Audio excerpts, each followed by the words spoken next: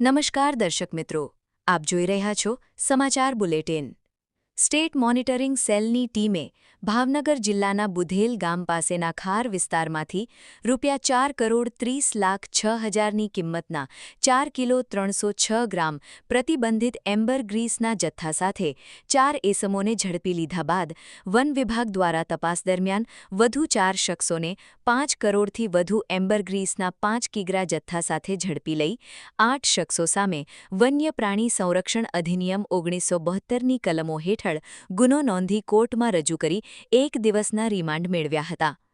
Gujarat state monitoring cell દ્વારા 10 જુલાઈના રોજ ભાવનગર નજીક આવેલ બુધેલ ગામે બ્લુ સ્કાય સોસાયટી પાસે રેડ કરી એમ્બર ગ્રીસના 4 કરોડથી વધુ કિંમતના 4 કિલો 306 ગ્રામ જથ્થા સાથે ઇમરાન રહીમભાઈ પરમાર, સાજિદ ખાન અયુબ ખાન પઠાણ, ફૈઝાન તાલિબાભાઈ મધરા અને શબીર શાહ ફારૂકભાઈ સૈયદને ઝડપી લીધા હતા, જે એમ્બર ગ્રીસ એટલે કે સ્પર્મ વ્હેલ માછલીની ઉલટી હોવાનું સ્પષ્ટ થતાં પોલીસે એમ્બર ગ્રીસ અને અન્ય મુદ્દામાલ સહિત કુલ ₹4,31,60,100નો મુદ્દામાલ કબજે કર્યો હતો।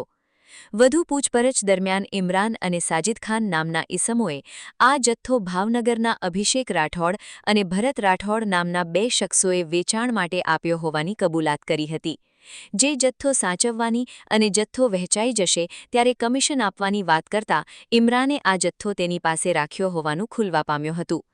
જે એમ્બર ગ્રીસનો જથ્થો 4 શખ્સ ગ્રાહક શોધવાની પેરવીમાં હતા તે વેળાએ સ્ટેટ મોનિટરિંગ સેલના સ્ટાફે ઝડપી લઈ આરોપીઓ તેમજ મુદ્દામાલ વરતેજ પોલીસ મથકે સોંપી આપ્યો હતો। એમ્બર ગ્રીસના ગેરકાયદે વેચાણ બાબતે વન વિભાગ દ્વારા કાર્યવાહી થતી હોય વન વિભાગને આ ગુન્હાની તપાસ સોંપવામાં આવતા વન વિભાગ દ્વારા વન્ય પ્રાણી સંરક્ષણ અધિનિયમ 1972ની કલમ હેઠળ ગુનો દાખલ કરી આગળની તપાસ હાથ ધરી હતી।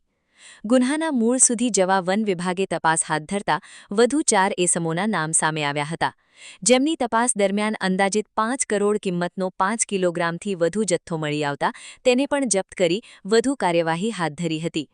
વન વિભાગે અભિષેક ઉપેન્દ્રભાઈ રાઠોડ, ભરત કાન્હાભાઈ રાઠોડ, રાહુલ પાંચાભાઈ સોલંકી અને વિશાલ સુરેશભાઈ ડાભીની ધરપકડ કરી તમામ આરોપીઓને કોર્ટ રજૂ કરતા નામદાર કોર્ટ દ્વારા આરોપીના 1 દિવસના રિમાન્ડ મંજૂર કરવામાં આવ્યા હતા।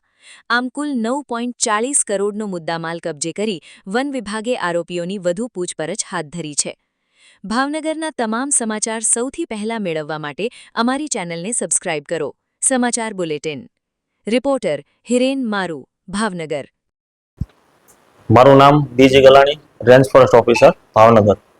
સર, ખાસ કરીને એમ્બર ગ્રીસ જે ઝડપાયું છે, 4 જેટલા આરોપી છે, સ્ટેટ મોનિટરિંગ સેલ દ્વારા ઝડપાયો, સમગ્ર મામલો કઈ રીતના છે? ફોરેસ્ટ ડિપાર્ટમેન્ટે આ મામલે કઈ રીતના તપાસ કરી છે? તારીખ 10/7/2026ના રાત્રિના સમયે પોલીસ કંટ્રોલમાંથી મેસેજ મળેલ કે એમ્બર ગ્રીસ જે વેલ માછલીની ઉલટી તરીકે ઓળખાય છે, જે સ્ટેટ મોનિટરિંગ સેલની ટીમ દ્વારા પકડવામાં આવેલ છે બાતમીના આધારે, અને તેની ઓળખ અને તેમજ એફએસએલ ટીમ બોલાવવામાં આવેલ અને ફોરેસ્ટ ઓફિસરને બોલાવવામાં આવેલ। ત્યારબાદ અમારી ટીમ સાથે વરતેજ પોલીસ સ્ટેશન ખાતે પહોંચી જરૂરી કાર્યવાહી કરવામાં આવેલ। બાદમાં એસએમસીની ટીમ દ્વારા વરતેજ પોલીસ સ્ટેશનને આખો કેસ છે જે વેલ માછલીની ઉલટી વાઇલ્ડલાઇફ એક્ટ મુજબ જોગવાઈ થયેલી છે તેથી તેની તપાસ ફોરેસ્ટ ઓફિસરને કરવાની રહેતી હોય, જેથી તેને વરતેજ પોલીસ સ્ટેશનને તપાસ સોંપણી કરવામાં આવેલ બાદ વરતેજ પોલીસ સ્ટેશન દ્વારા રેન્જ ફોરેસ્ટ ઓફિસર ભાવનગરને તપાસ સોંપણી કરવામાં આવેલ। બાદમાં જે મુદ્દામાલનો કબજો આરોપીનો જે 4 આરોપી ઝડપાયેલા હતા તેનો કબજો મેળવેલ। જે એસએમસીની ટીમે જે મુદ્દામાલ પકડેલો હતો તે 4 કરોડ જે ઇન્ટરનેશનલ માર્કેટ વેલ્યુ છે જે આ સ્પર્મની જે ઉલટીની એમ્બર ગ્રીસની એ 4,30,00,000 જેટલો મુદ્દામાલ ઝડપાયેલો હતો।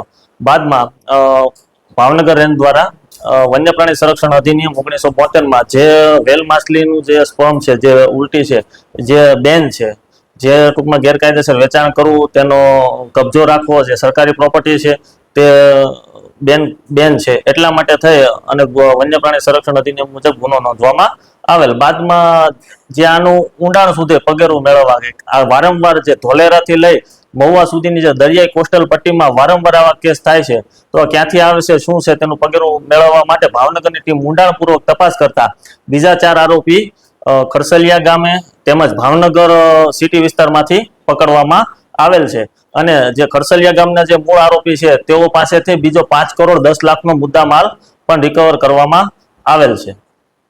સાહેબ આની અંદર હજુ પણ વધારાના કોઈ આરોપી ઝડપાયો લાગે છે? શું મામલો શું?